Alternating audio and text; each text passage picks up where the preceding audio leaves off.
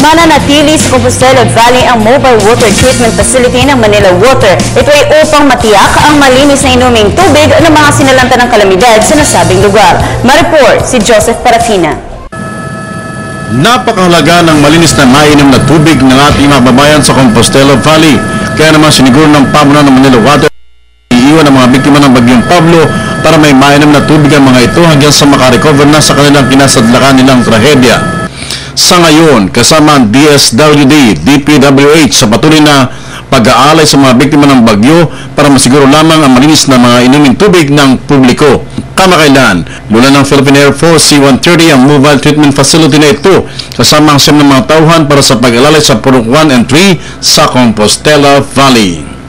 Yung mobile treatment plant, ito ay isang facility ng Manila Water kung saan maaaring magproseso ng anumang uri ng tubig, kahit tubig baha o tubig alat o kahit anong uri ng tubig mula sa ilog, at maaaring itong iproseso para maging malinis na tubig na makagagawa ng 3,000 litro kada oras. Kasabay nito, inilunsad na rin ang Toka-Toka Project kung saan may humihikayat sa iba't ibang sektor ng lipunan kung ano ang obligasyon ng bawat isa para sa hangaring malinis at maprotektahan ng inang kalikasan.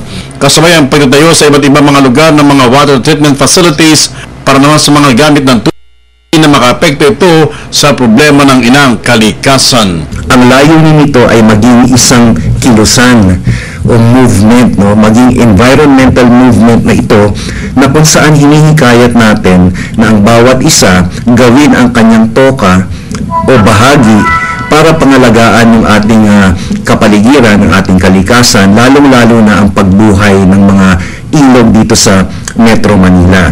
Para sa Telebisyon ng Bayan, ako si Joseph Parafina.